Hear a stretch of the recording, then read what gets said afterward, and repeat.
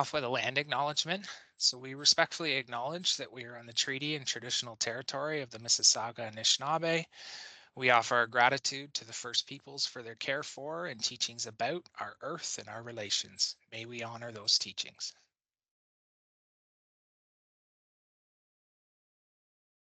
Thanks, Ian. Problem. So I'm going to get us started here. Yeah, again, thank you everyone for joining us today um, for the first Public Information Center for the Sanitary Master Plan for City of Peterborough. And really this PIC is intended to introduce the study. So this is the first of two PICs.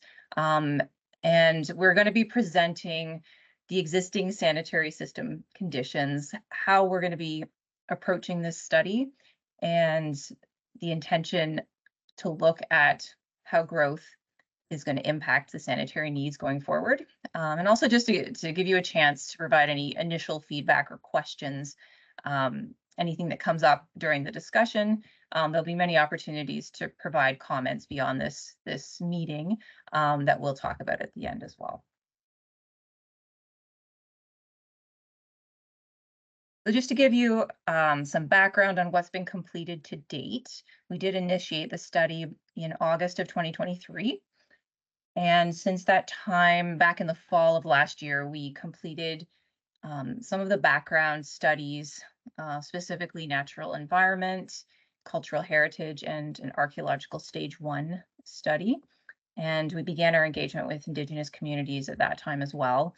And we're currently getting their input on some of those background reports so that we can have a good understanding of their perspective in relation to areas that we need to consider.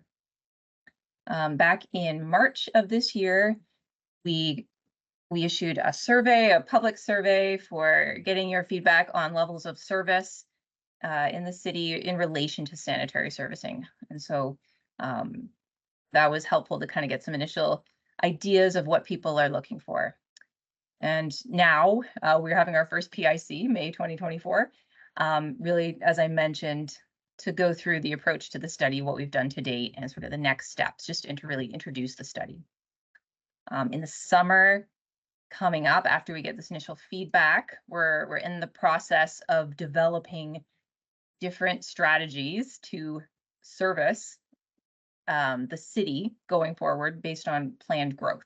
And so today we'll introduce what we have now, what our needs are, but the next step is really figuring out how to manage future needs and what different options are to do that. And we will have another PIC later this year once we have some initial findings from that evaluation of alternative servicing strategies.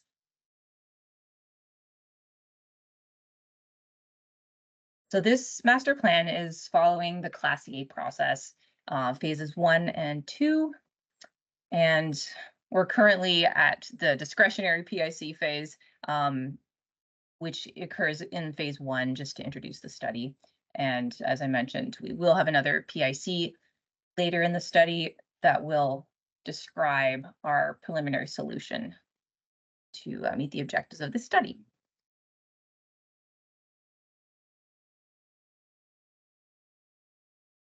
So why are we doing this study? The general problem and opportunity statement here, according to the official plan, there is anticipated population growth in the city. It'll grow from 82,000 to a projected population of 125,000 by 2051. So that's the planning horizon we're looking at here. And we need to look at how we're going to service that additional population from a sanitary perspective in a way that is transparent, sustainable, reliable, environmentally friendly, cost effective, flexible, and also maximizes the use of existing infrastructure. So how can we best use what is already there to help make things cost effective and sustainable as well? A really significant growth that needs to be serviced.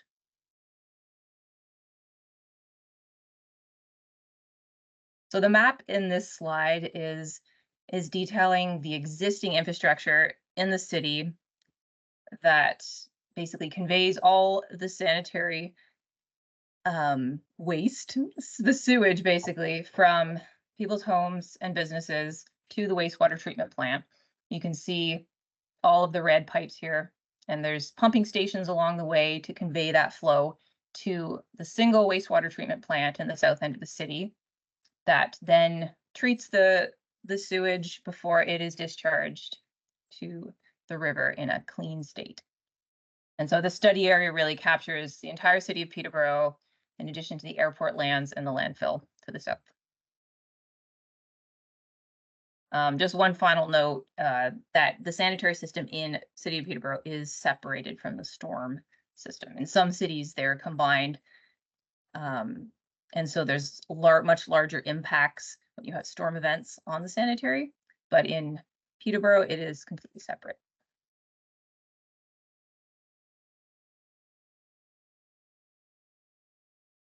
So the first thing that we looked at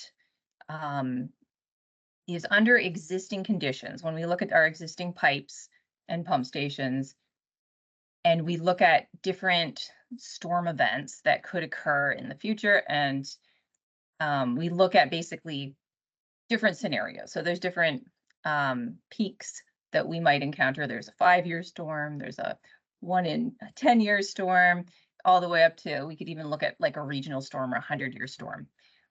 So the design storm that we looked at here, you can see the red pipes are areas where the pipe is completely full under that storm condition. So you are getting some impacts of stormwater in the system. That's inflow and infiltration.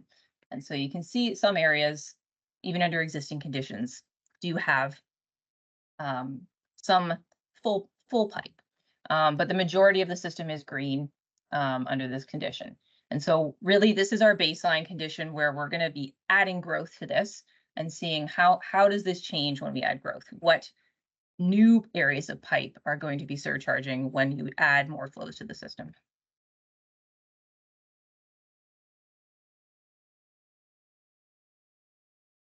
And here I'm going to pass it over to James to start getting into the future conditions. So what we were looking at on the previous slide was like our existing system, and that was the results, the initial results from the city's hydraulic model. So they have a Mike Urban hydraulic model. Mike Urban is the name of the software that's used to create that model. And essentially what that is a replication of the city's system in a computer program. And what that enables us to do is to, first of all, we try and make sure that it's replicating the observed flows in the system.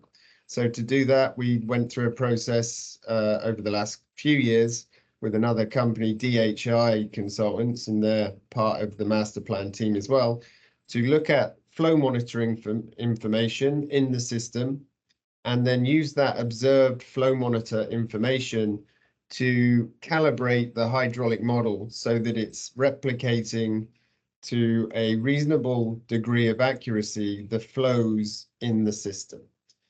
And then from there, we can then look at different scenarios. So we can run a whole series of different design rainstorm events is what we would call them. So they're synthetic storms, and they're generally like an extreme event to see what would happen if.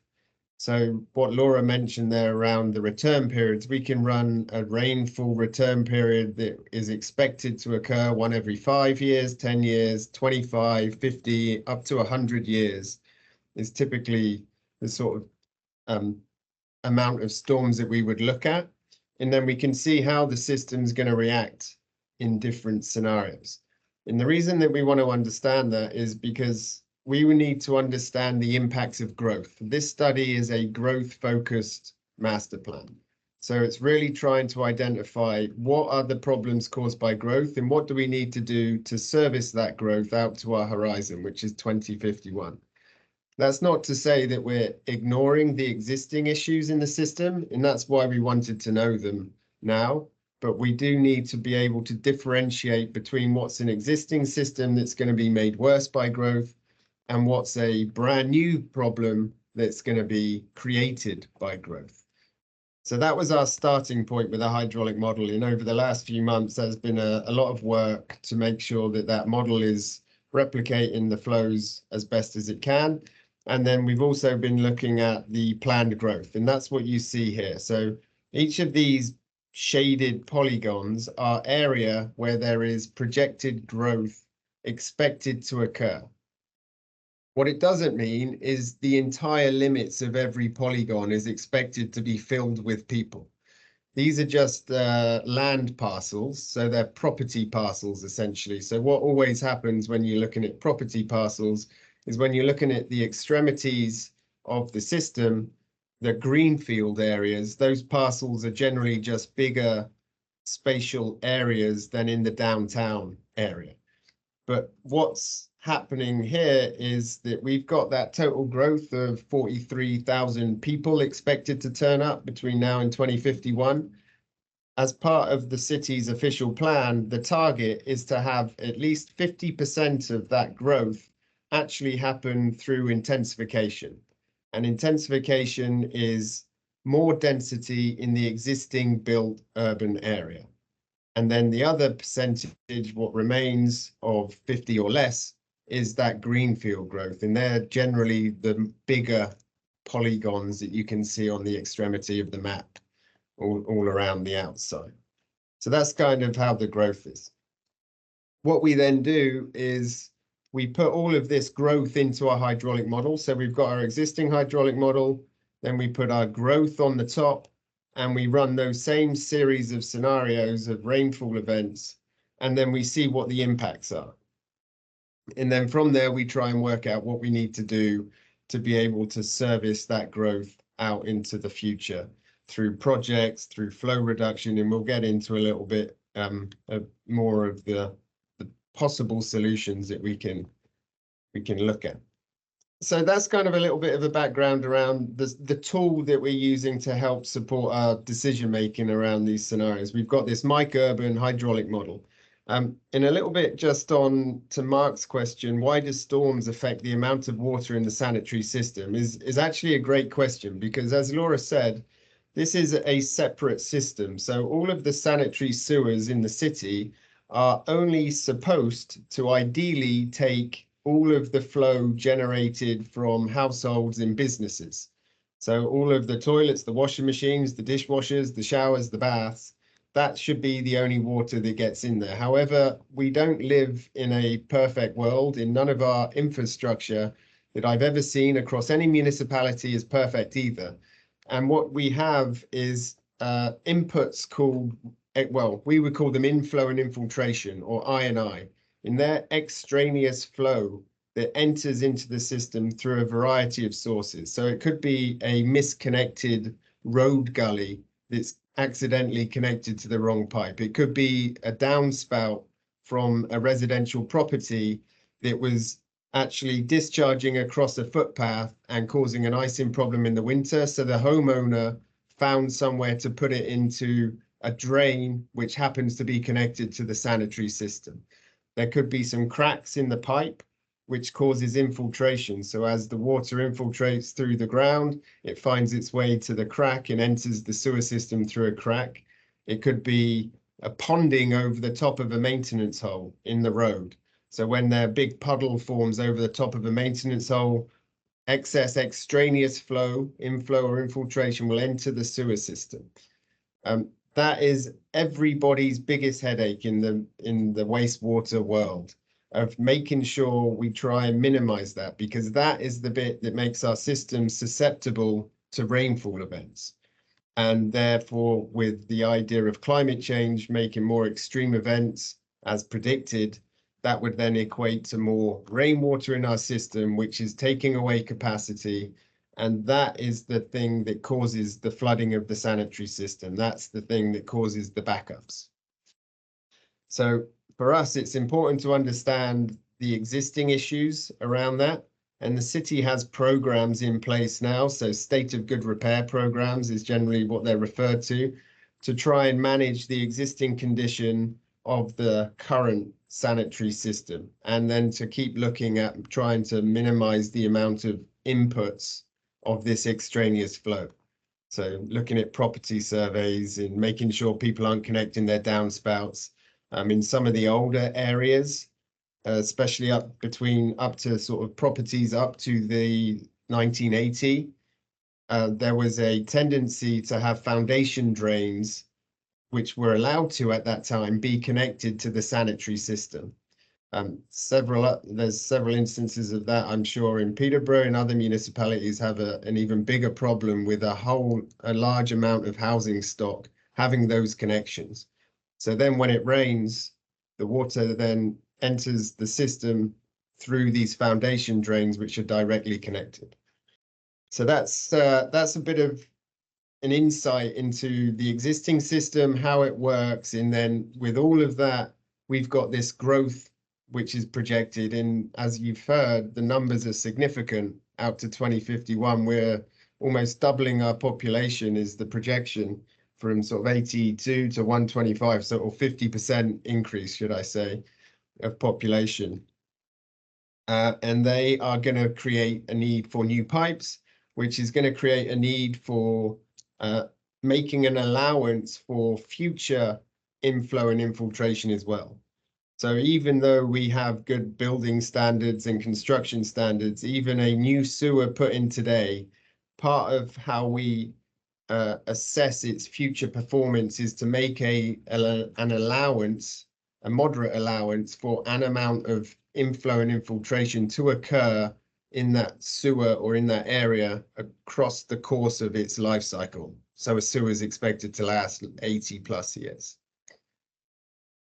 So I just said a whole lot of stuff there. So maybe I'll just pause and see if anyone had any follow-up questions, or if we wanted to chat a little bit about the growth map that you see here, because this is really a key piece of our next stage of here's the growth on our system, what problems does it cause, and how are we going to service it?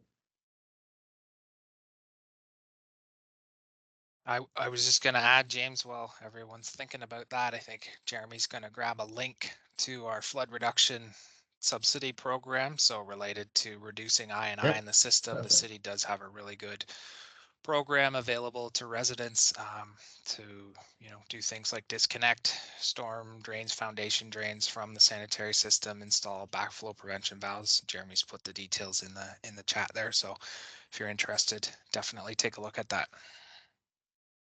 Excellent. Thank you, Jeremy. Okay, onwards. So what can we do to service that growth? We could simply, and here's just a bit of a brain dump of all of the possible solutions, like the toolbox that we have in order to be able to service growth. And it can range from do nothing, and you're thinking, why is do nothing there? Well, actually, as part of the Class EA master plan process that Laura outlined earlier, do nothing is actually a scenario that we have to include. I just saw another quick question come in there. What effect does industrial develop have? I'll touch on that quickly. Within our growth projections, we are projecting both residential and employment growth, and some of that employment growth is designated as industrial growth. It has the similar effect of adding additional flow to the system. For industrial areas, there are different criteria that we would use to estimate the amount of future flow likely to come from those areas. And yes, that's very difficult because the difference between the various types of industry will mean a great deal of variation in terms of the actual amount of water they use and then the amount of water they discharge. So it's at this stage, at a planning stage, without knowing for certain, it's a best guess. And then as the details become more clear of exactly what that industry is and the amount of water it's likely to use, that would then become part of a more detailed analysis in terms of the servicing. So hopefully that answers your question, David. And then back to the servicing ideas or concepts that you can see on the screen there. Do nothing we have to include. I've never done a master plan where do nothing was the solution. And it certainly won't be in this case either. So we can range our solutions from let's make all our pipes bigger and all our pumping stations bigger and treat all of the water that's there now, all of the future growth, and just hit it with hard infrastructure. That would be one potential option. However, a more intelligent approach is to look at the range of tools that we have. Storage, for example, can be very useful because that can hold back flow that can be then later discharged at a more steady rate into the system. So you don't have to make all of your pipes and pumping stations deal with that really big peak flow. Storage takes the peak off, but it doesn't get rid of any volume. So you still have the same volume of flow. I&I reduction, and I've spent a bit of time talking about that already. That one can be really effective if you can find it and if you can remove it from your system, because that is the problem that takes capacity from your system. And if you can get it back and get it out of your system, you recapture capacity in your existing system to allow for growth. And it can be great for helping to maximize the use of your existing infrastructure. You've already got the pipe there, there's just not enough room. So if you can try and remove some I&I from the various things that you see there, infiltration, downspouts, foundation drains, that kind of thing, you can capture capacity that could be then used for growth.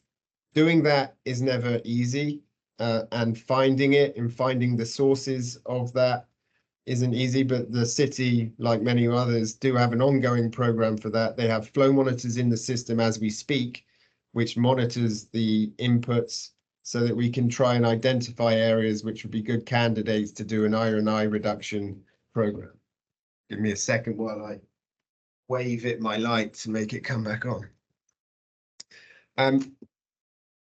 Demand reduction as well. So limit development is kind of close to the do nothing scenario. It's like, well, let's not have growth. And again, it's part of that Class EA process requirement and isn't really a viable option. And then water efficiency, so make everyone use less water. And the city has programs to try and do that. We are generally seeing somewhat of a declining use across Canada, the world. But again, it's often just a small part of what we need. So these are kind of some of the ideas of what we could do in the beginning of where we are right now, when we're just putting the growth on the system and looking at what are the issues that we need to solve. Everything is on the table. And then the next slide. So we do have a question here, maybe before we okay. move on, from Michael. Okay. Oh, yeah. Okay, Michael. How will this study consider cross-border servicing? This has been a topic of considerable conversation between city and adjacent municipalities. I appreciate that that is a hot topic of late, Michael. With regards to the scope of this study, as you saw on, I think it was slide 3 with the study area map, this study is limited to the boundary of the existing city. So anything outside of that isn't part of the study scope. If in the future there were certainties around inputs that were coming, then that in a future master plan, knowing that it's definitely going to be happening, it would be part of a future master plan scenario. But for this instance, it's not. Which is a useful segue into just saying that master plans such as this are generally updated on around a 5-year cadence. So this is our 5-year plan now, and then in 5 years' time, it will be looked at again to make sure things are moving in line with the growth as planned. Yes, Michael? Yeah, and I'll just jump in and supplement that there, James. Obviously the study as currently scoped provides us with a good baseline of what is expected to occur within the city boundary. If conversations do proceed with an adjacent township, then obviously this then provides us with a good understanding of what those what the potential limitations may be to service different areas, because obviously different cross-border servicing options would have different impacts on the system and result in different measures that would need to be pursued, and then those would be sort of handled as sort of individual conversations outside, and the requisite servicing studies would be performed as a part of those conversations, and then compared against what the outputs of this study would be. Mm-hmm. Thank you, Michael. Okay, so moving on. So this is a little bit of a flow diagram set for how we would take the brain web, the spider's web of options, and turn it into a transparent approach for how we evaluate them and ultimately come up with our preferred servicing strategy. So you saw all the concepts that we had on there. We would look at those more from an advantage, disadvantage, and there might be some that we want to screen out right at the start without spending too much time doing the detailed analysis on. Do nothing invariably gets screened out at this stage. Limit development gets screened out. In some instances, like we might look at advantages, disadvantages, a new treatment plan. I've seen that screened out at an early stage for other municipalities. We haven't looked at it here, so I'm not saying that that is off, but that's the kind of pros and cons review of those concepts to see if we can shorten the list a little at the start. From there, we would move into strategies, and a strategy is really a combination of those concepts put together to create a feasible approach to servicing growth. So it would often would have a combination of some conveyance upgrades. So sometimes you just can't get past the fact you need a bigger pipe. So there would be some of that. There would be I&I reduction in some locations to try and recapture some capacity. There may be expansions at some pumping stations and treatment plants. And there will be various different combinations that would all work. And we would look at those, identify a handful of them, and then evaluate each of them using that 5-point criteria. And we would essentially score or grade as for each one based on which one is more or less beneficial for those criteria. So the technical, environmental, financial, legal, and societal impacts would be reviewed for each strategy. And then you would ultimately come out with a preferred strategy for servicing that growth. From that preferred strategy, we then look at this more specifics around the actual siting and alignment of the components of that strategy. So maybe we've suggested a new pumping station. We know roughly where it might need to be. The siting and alignment would zoom into the map a little bit closer and look for some vacant parcels of land and look at where it could actually be sited as a potential. We know maybe that we would need a new sewer from A to B. The siting and alignment process would actually look at the actual route that it would go through and make sure that what we're suggesting is feasible. This is a master plan, so this would be what we would call conceptual design, which is really just making sure that what we're suggesting is a feasible infrastructure plan. So making sure that the pipe isn't going to be coming out the ground and it can run downhill. That level of feasibility assessment. And then from that, we'll be able to understand the costs in more detail. So we would estimate the costs of all of this infrastructure. We would be able to look at where there's opportunities to bundle projects together to try and find some efficiencies. And we'd also look at, based on the rate of growth that is being projected, when over the next 30 years or so, that project would be required. And that all gets put together into the culmination of the project, which is our long-term capital plan, which essentially is going to be a list of programs, projects, and studies that need to happen and be funded and paid for and implemented in order to service this projected growth. And that is the sort of next stage of our project. For me, we are on the cusp of the fun bit. I would say we've done all of our good baseline review. We understand the system now. We've got our tools and we understand where the growth is going.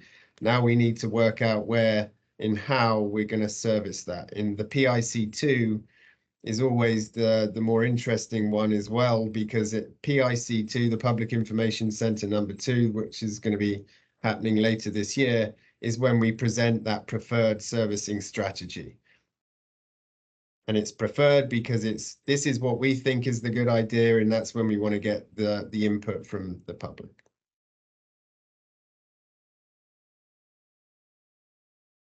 Okay.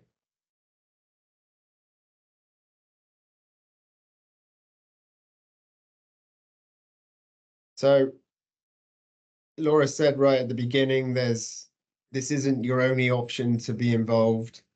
You can jump onto the Peterborough website. There's a Sanitary Sewer Master Plan specific page there, and you can put in comments. You've got our emails as well. And you can get in touch with any of the project team, and we'll make sure that you're heard and your questions are answered. Kevin, you have your hand up. I like it. Is this a real voice question as well, Kevin? Not a chat. No, this will be a real question, and I'm assuming you folks can hear me, correct? Yep. Brilliant. I apologize for arriving late to the call, problem. but this has been a very busy day of city meetings. I appreciate the presentation, and I'd like to thank members of the public who are attending. Could we please revisit the map that showed the growth area? Thank you. Now, I acknowledge the response to Michael. I believe your response and others vis-a-vis servicing opportunities if perhaps a scenario arises where there's some mutually agreeable opportunity to extend services beyond the municipal boundaries. The official plan has been amended to permit same, subject to various criteria, including feasibility and mutual benefit. So thank you for that response. But I would like to speak, if I can, or ask some clarification. You're showing both Trent University lands and Sir Sandford Fleming College lands as being population growth. And could you clarify why those lands are included and why they are flagged for? Perhaps it's employment growth, perhaps it's campus-related growth, but I'm wondering if you could explain why they're shown as growth areas, please. Sure. Maybe one of the city staff can elaborate, but essentially there is a combination of residential, so campus-based growth and employment-based growth projected at those locations. Okay. That's the simple answer from my perspective. That is fine. I just wanted clarification. And lastly, if I might, and I don't wish to occupy the entire podium time, but you indicated a PIC number 2 in the fall. Do we have an anticipated mid-fall, late fall? No, right now, Kevin, fall is the answer. As we work through, like as of right now, we've got the growth numbers, we've got it in the model, and we've as of this week, we pressed go. So we've had a very first cursory look. We've got a lot of work to do in terms of understanding the actual impacts and how we're going to service it, and then come up with the projects, the costs. So we've got our busiest bit of the project coming up over the course of the summer. I would say probably in around 2 months' time, I would guess we would be in a position to be much more specific on a date. Hi, can you hear me okay? Correct, yes, yeah. Just a thought that I had, and if we go back to brainstorming, I just want to share this thought. And I understand that this is more in regard to growth and inflow and infiltration being the issue, but because Kevin's on the call and Michael is, and I was at the meeting last night, I just wanted to offer this thought of mine regarding future growth, which a lot of it regarding residential seems to be the bigger pockets around the outskirts or the perimeter of Peterborough. I live and have lived almost 8 years in a vacant land condo development in the south end of Peterborough. So the reason I bring that up is regarding infrastructure specific to roads, sewers, storm, sanitary, all of that infrastructure. Why would the city not encourage more developers to do vacant land developments? Because then that infrastructure gets offloaded to the homeowners. So the maintenance, the plowing, the inspections, all of that is downloaded to actual homeowners. I would think that would be an incentive with the city to encourage more of those types of developments so that they're not responsible for that new infrastructure.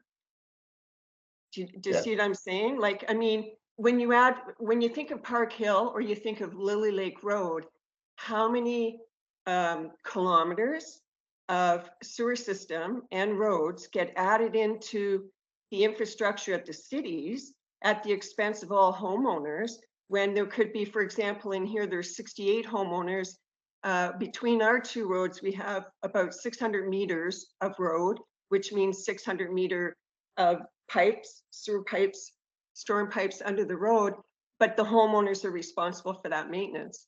And if the homeowners are responsible, then there's also potential for revenue at the city's end if the city was really willing to contract with those residential developments to do their periodic inspections. We're just getting ready to have the first camera inspection of our system, which is about 17 years old.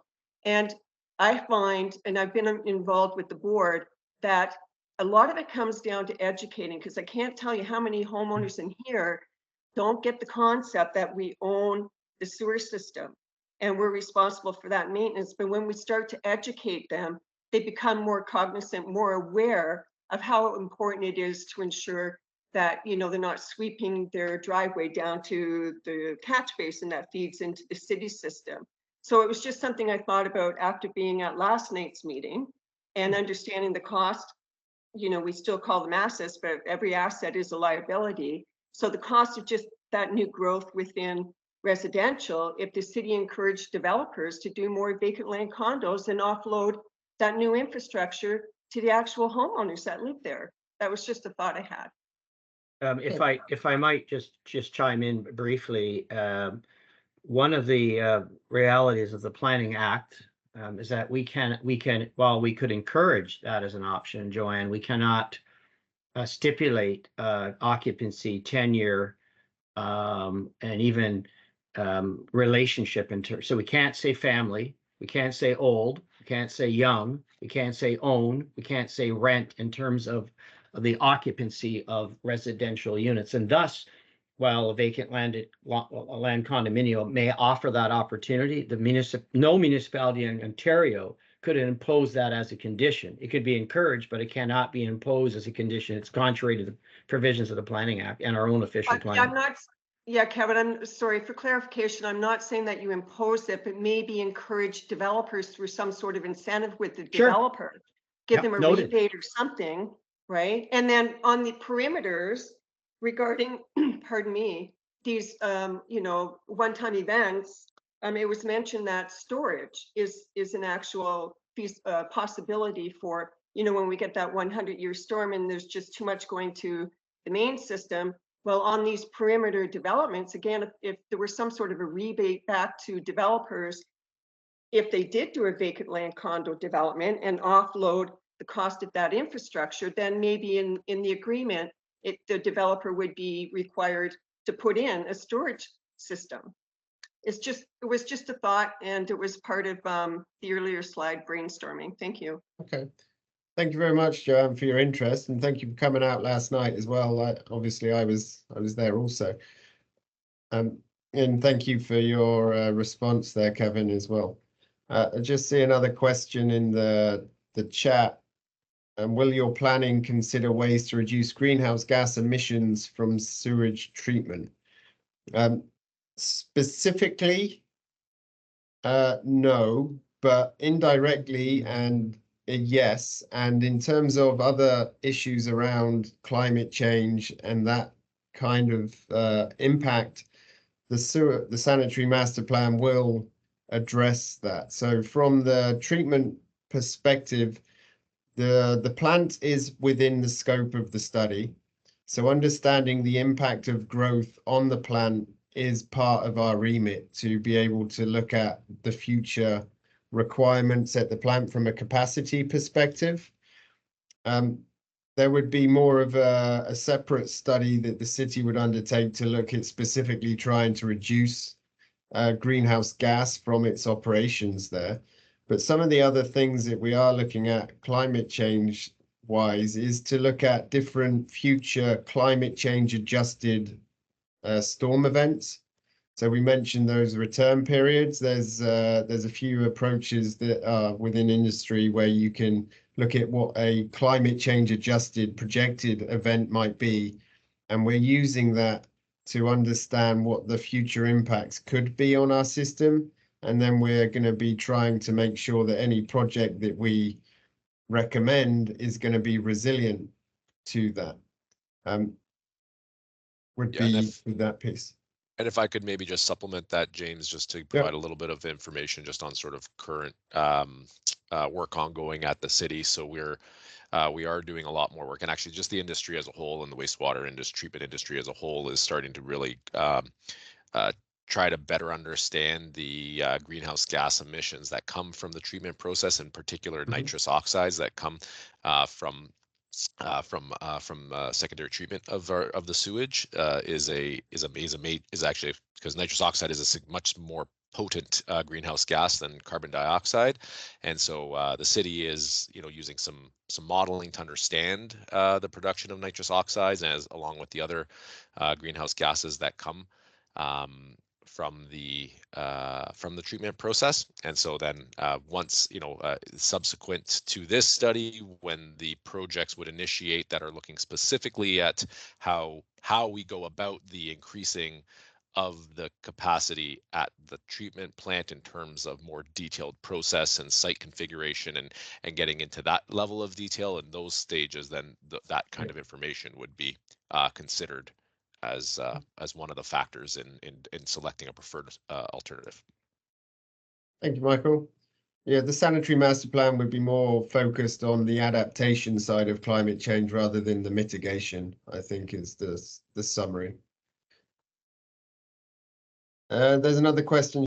I'm not sure if there's more information to come, but could you clarify if there are any intention to have projects impacting the ministry's right of way? We have not defined any projects yet, Shanna. That is the work that's still to come. And part of the evaluation of those projects is the technical, the societal. In the societal is around impact. So if we were looking to cross a major highway and cause lots of social disruption, that would not score as well as a project that achieved a similar objective that did not, for example. So we don't want to cause pain to anyone, and the best approach is what we're looking for. And why do you not consider stormwater handling in parallel with sewerage?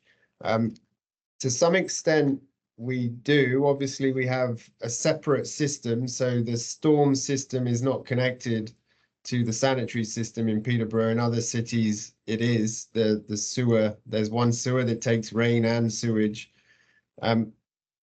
For this one, we're just looking at the sanitary system, and because they're not connected, it's not part of the scope, but we do look at ways of trying to minimize the impact of rainwater on the sanitary system, and that's that I&I reduction piece. In terms of looking at LID features and that kind of thing, that would be more on a development specific basis, and not at the level that this master plan is. So I think there was there one maybe slide left if we just jump to maybe the look ahead one, make sure everyone, so the look ahead, go back one, please, Laura. So this is what I was just on a second ago. There is that QR code. You can get your phone out right now and zoom in on that, and it will take you hopefully to the website, where you can add any comments throughout any stage of the project. And then next steps is our final slide, just to wrap up the slides, and we can have a few more minutes of questions if required. This is what we're getting into next, which is that continued engagement, reviewing any feedback that we have. Obviously, we've had a few good questions here today. This will all be part of the project's record of consultation. So all of this communication and consultation will be recorded and will feature as an appendix in the master plan. The master plan will become a public document. It will sit on the city's website. And then, like I said, we're into the fun bit. So we're developing and evaluating the servicing strategy alternatives with the plan to get to that preliminary preferred servicing alternative, which we'll present to the public, seek input. Hopefully we have reasonable consensus on the plan and we get to the final product shortly thereafter. Thank you, Kevin, for attending. And of course, yes, I think the MTO is on our list of contacts already, Shanna. So you'll continue to see all the notices that come out with regard to the plan, to the study. I think had another question there about, does the city keep stats on how many cross connections they find? Oh, We had interesting. 3 in this development. I guess I can add a little bit to that, and maybe Jeremy, you can jump in if you want. So the city has done a fairly intensive inflow and infiltration study in the past, and fair bit of monitoring of our sanitary system to look for cross connections. So over the years, we have found quite a few, and we have fixed quite a few more. We know there may still be a few out there. You can see it in the monitoring that's done, and obviously, you know, the rainfall that still appears to get into the system, but it is something that we actively, you know, are working on. Some are on private property, so the city doesn't have a lot of control over what can be done to remove those cross connections.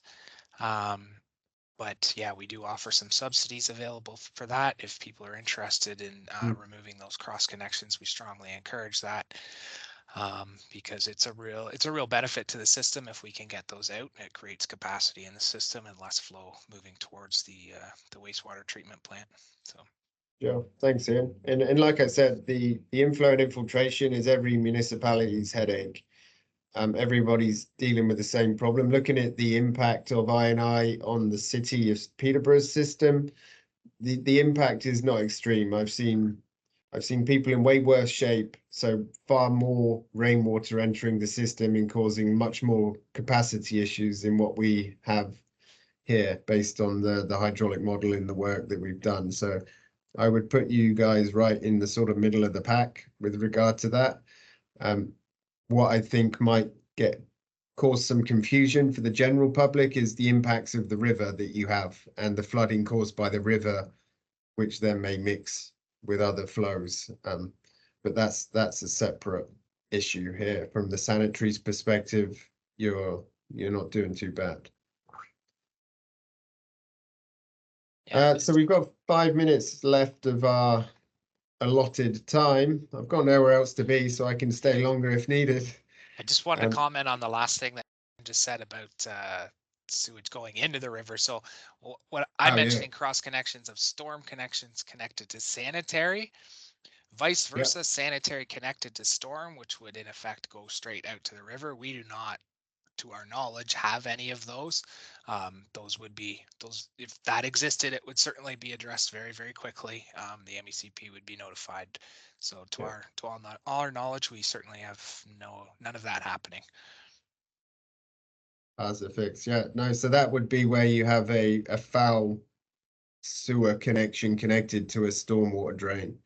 A house I moved into several years ago had the dishwasher sink connected to a stormwater. So it could have been worse, but it still wasn't going into the right place, and that was fixed. Anything like that you see as a member of the community, you should report immediately. Any discharge that way, because they need to get sorted immediately. Okay. Well, because we've publicized this as being 6:30 till 7:30 and it's a PIC, we are going to stay on the line for another 4 minutes. But unless anyone has anything else that they want to comment or ask questions on, I will say farewell and leave you to the rest of your evening. Yeah, thank you very much as well to everyone that was able to come tonight. And certainly any questions, comments you want to make, you can use the form. You can email us directly. But appreciate your time tonight. So thank you, everyone.